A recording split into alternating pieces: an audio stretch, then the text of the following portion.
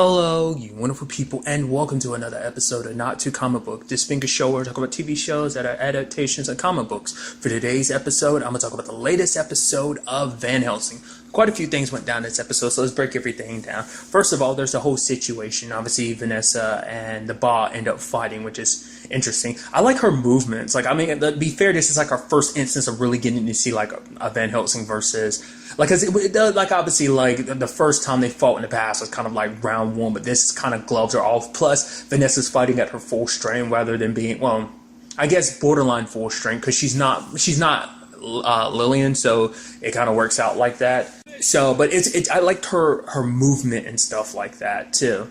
I also appreciate the fact that Barry, the Burrier, wanted to help. He wanted to cut open his hand to kind of give her blood to fight, but she didn't take it. I was about to say, "Don't go, Barry! Don't go, Barry! We don't want you to die, Barry." He's like, "Oh, good, you didn't go, Barry." Because I guess for her, because she is becoming more, literally every season, becoming more and more vampire-like. If he stuck around, she's like, "I would have killed you." Especially whatever the Elder did to her. We still don't 100% know what he set off inside of her to make her kind of red eyes like she is now. I guess because even Scarlet has him in borderline going like that, but maybe it's just an effect of being bitten by an Elder. Like I said, it just mutates the vampire gene that's already inside of her. So that's my thought process behind it. But nevertheless, I guess she felt like if Barry was there, like the vampire side would have just completely taken over and she would have drained him dry. What's also interesting is how the Ba drained people too, because people became almost I don't know what the term would be. It's almost like they almost look mummified. They look like everything in their body got sucked out of them is what the Ba did. I was a little Axel messing with her. He's like, "Yeah, go ahead and bite me." "Oh yeah, you didn't like that, huh? Oh, looks like you can't eat me, and looks like your kids can't eat me just because of what I taste like now because Vanessa turned me back." And she starts squishing his head, which is, once again, I still don't know if Axel reaps the benefits that everyone else does about their healing factor, which we're going to talk about that in this episode. But it's just kind of interesting. But like I said, I like the fight, and just kind of it was Vanessa and Axel that ended up taking her down. Also, the fact of the matter is, it's like, oh yeah, 2 down, 2 to go. I'm like, wait, when did you mention that there were only 4 elders? For whatever idiotic reason, I was thinking there was 8, but then in grand scheme of things, it's that wouldn't make any sense. It would literally have to be killing an elder at every episode or something like that for it to work out like that. But it's yeah, I mean, it makes sense only 4. I mean, considering every season of Van Helsing is only 13 episodes, so it's kind of yeah, that fits the time frame. But it's yeah, 2 down, 2 to go, which is interesting. Maybe they mentioned it earlier. Me being unobservant like I am, I happen to miss some details all the time. So I must have completely missed that when they told oh yeah, it's only 4 elders. That's interesting, but that's pretty neat. So halfway done. So granted, the question I brought up too, it's we know why the Ba woke up, and that's because of what the Elder did to Vanessa sending her in the past that woke in the Ba. But it's are the other 2 awake? Because the fact of the matter is, and that's something I brought up, it's they never went to find each other. So, because I guess even with their connections, even being elders, they're not connected to each other. Like I said, it takes certain set circumstances, I guess, to wake each of them up. I guess Vanessa's scream, that guttural scream, and just that, the power of it that everyone she turned back felt. But I guess it also meant the Elder was the only one close enough in range for it to awaken him potentially. It's kind of my justification for it. But I'm curious to find out with the other elders. Well, for one, what they're what their whole deal is, as well as because it seems like each one of them does have their own special ability, because the other elder can get inside of your head. It seems like that seems to be his main thing. And the fact of the matter is that he can shapeshift, but I guess that kind of plays into the whole can fool your eyes and stuff like that, so playing with your mind. Whereas the Ba was kind of poison his blood, but also seemed super fast. I mean, to be fair, the elder was super fast too. Also love that elder doesn't get a name. The Ba gets a name, not the one that Vanessa killed, the one that was pretending to be Susan. So luckily, everything worked out because Scarlett's healed up. And it's yeah, you see, Axel's so worried about her and everything. I love that Scarlett's before was kind of well, there's nothing like that. I mean, it's no, he cares about you. It's nah, there's something there. And I'm very interested to see that kind of go forward in that whole situation. It makes you wonder on some level, it does seem like there might be some angle of Vanessa potentially gonna have a thing for Axel, but it's kind of even more complicated now because it's oh yeah, my sister and him have a thing, even though she says it isn't a thing, it's totally a thing. Yeah? So we'll see on that front. So I'm interested to see where their story goes, especially because they're with this new group now. Sadly, all the soldiers that Axel went with are out. The last one to die was the one in this episode. So But another thing that popped up this episode is the whole Phil situation. Now that was kind of interesting. Obviously Julius is trying to because Julius isn't trying to fight him on anything. It's like, okay, you want a drink? It's like, and Frankie's like, no, he needs to get out, he needs to pay. But then Julius is like, no, I'll cover him. He's lost so much. Because Julius blames himself because it's like, I did all this to Phil. I can't complain about it. It's like, I'm the one that ruined his life. I mean, to be fair, nobody was 100% a saint during the vampire years. It's like, you're not the same person you are when you're a vampire. It literally changes you.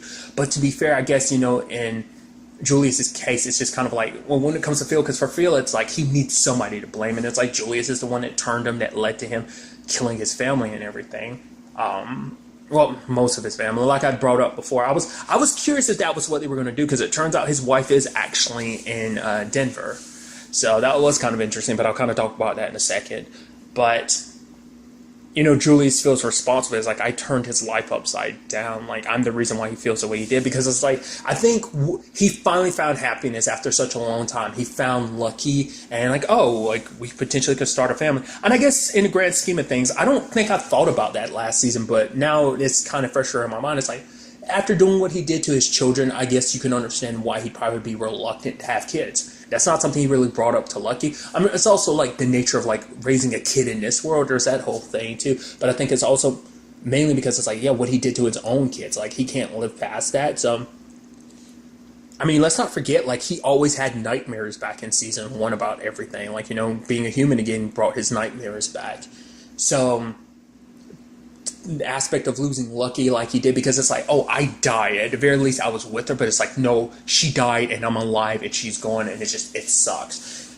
There's even that situation where that dude is literally doing stand-up as a vampire. I'm for one, it's that's a little, for one, the comedy was cringy anyway. It's kind of oh, you feel so bad because you're oh, that's gotta be the worst.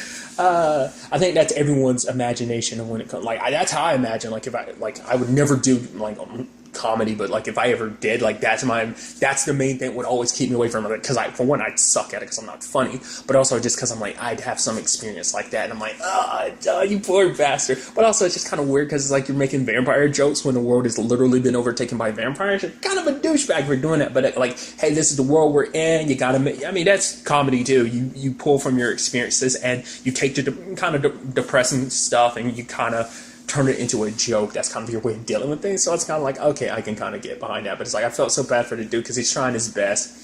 And then Phil went on stage, and I was are they going to try and turn this into a joke or something like that? In the sense of everyone's going to think Phil's joking and stuff like that. But he talks about his experience, and then he kills himself on stage. And then he gets back up because of that crazy healing factor. You even see the hole in the back of his head closing up. I'm are they doing a Fior thing? If you've ever seen this TV show Preacher. Because I don't think that's how Fior's story goes down in a comic book, but within the TV show, that whole situation, if you've never seen it, don't worry about it. But it kind of had a similar thing. I was oh, they're going to do that because Phil starts busting out laughing. But it's no, that's more so because Phil was just kind of, he's so heartbroken, he's so sad, and it's just kind of ha ha ha, isn't it funny, ha ha, and everyone's laughing because they're thinking it's all a joke. You even had Julius explaining it to Frankie, be no, that wasn't real. She's so that bullet hole, it's nah, that must, like I said, this place was crazy, it had to be there before. It's nice job explaining that away, just kind of making it seem like it was all part of the act. It's well, what about that blood? I guess no one would bother going over to take, test the blood. I'm oh man, how did he do it? I guess they were oh, that's some crazy trick, so there's that. What was interesting was for, the conversation, because for Julius, he even said it himself, it's I have to do this because reuniting Phil with his wife, it's she doesn't want to see me. It's you don't know unless you, I don't know if she would be, but it's hard to say. But for Phil, it's I can't keep going. The fact of the matter is, but he's you have to keep living for your wife, for Lucky, for your kid. They're gone, but you have to live on for them. And he's let me do this. I have to do this. And then Phil's kind of I forgive you, and fell off. But I guess because in his mind, it's the fact of the matter is you didn't kill my family, I did. So no matter, even if you were the one who turned me, the fact of the matter is I can't go on blaming you. And he kind of saw what this meant for Julius, because I think in his eyes, he finally saw it too. It's Phil was just angry, which I'm not trying to take away from it and not say it's not justifiable, totally justifiable anger. But I guess for him, it's no, you aren't the same person that you were who turned me. So I guess that was kind of his mindset about it. So to be fair, falling from that far of a height would kill even a vampire. So I don't know if Phil is dead or not. He might be. So, because even with the vampire's healing factor, even they would die from something like that. I mean, to be fair, Sam hit the ground pretty hard because it's like, oh, how is he still alive? So it's like, I don't know.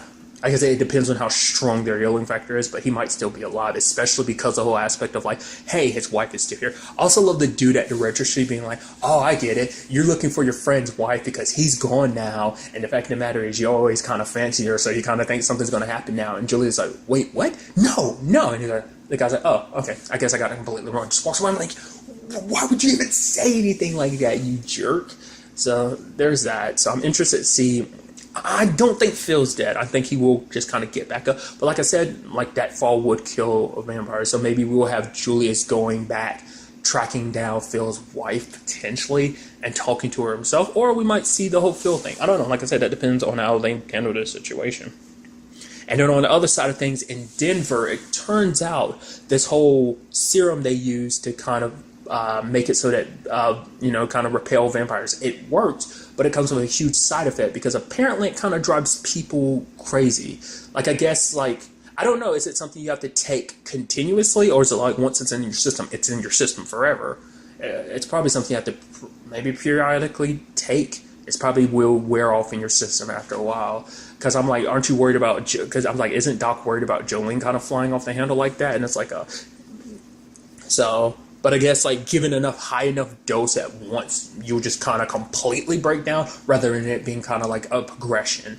Which turns out, apparently the people in Denver knew about it. At the very least, the scientists and doctors did, who the general public doesn't typically know. Probably on like the higher up people with this whole situation. It's like, oh yeah, I mean, who cares? Because the fact of the matter is this protects us from vampires. So yeah, a couple side effects are here and there. It's like, well, I guess it won't be that bad as long as people aren't going off like killing each other. So I guess that's what, I mean, even though, was it Jarrett literally tried to do that to Jolene because it's like, oh, we'll kind of sweep this on the rug because for the greater good. And I love that Doc is like, well, what about the Daywalker? What's the Daywalker? It's like, you don't know about that? It's like, because they've been so cozy in Denver, they don't know about what's going out there in the outside world. Well, to be fair, like the whole Daywalker thing was kind of isolated, which we haven't seen that kind of pop back up. We've seen it pop up a little bit because we haven't gone back to Scab and Ivory, like since they became Daywalkers and what that whole situation is going to be.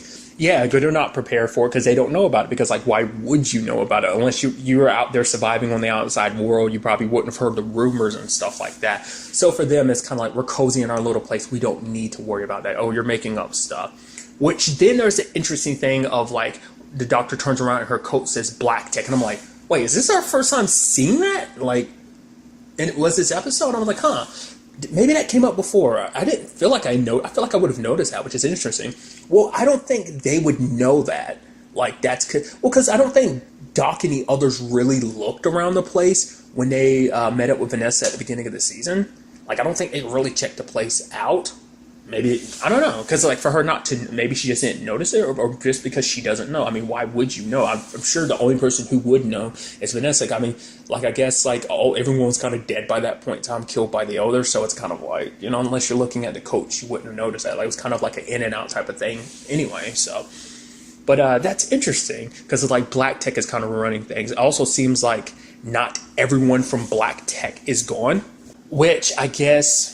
I'm curious to see what that is. Is this just people who are with Black Tech who kind of went off on their own, or is this kind of another Black Tech group of scientists? Are there more out there, or is this group the only ones left? I mean, we kind of already saw that the other group were kind of assholes too. The ones pretending to be Vanessa's mom, as well as the dude. I'm already blank. Harrison, wasn't that it? So there's that. So it seems like these guys are, I mean, this situation is a little bit different. I mean, to be fair, we know Black Tech is the ones who made the Daywalkers anyway. To be fair, I'm pretty sure that was kind of all part of Harrison's, like, trying to continue, like, the longevity aspect. I'm sure that's what that stemmed from, but it also seemed like he was kind of happy about it, which I guess it's because he wanted to weaponize them in some shape or form. I don't know. I'm not 100% sure what he was trying to get out of it, but it's kind of interesting. So that means not all the Black Tech's connected. So that does seem like it was more so Harrison's baby rather than Black Tech's, which I'm assuming, like I said, this all, if there is another group out there, maybe there is a hierarchy to someone who controls Black Tech all over the place, and there's all these different small groups. Like I said, maybe this is the last remnant of it. Maybe this last remnant has the head honcho at the top of it. Kind of assumed Harrison kind of was. I mean, he's the one that's kind of been around the longest, the whole longevity situation, but we'll ultimately have to wait and see what goes down. Like, obviously, Doc and Jolene knowing this. I'm wondering, are they going to really be okay with Doc and Jolene just knowing that? Because not everyone knows about that. And it's like, oh, you're going to want to warn people. So we'll see what all of this takes us going forward into the next episode. But really, that's all I wanted to talk about. Till the next time we meet, be happy, be safe, live life to the fullest, and enjoy it. Good day and goodbye.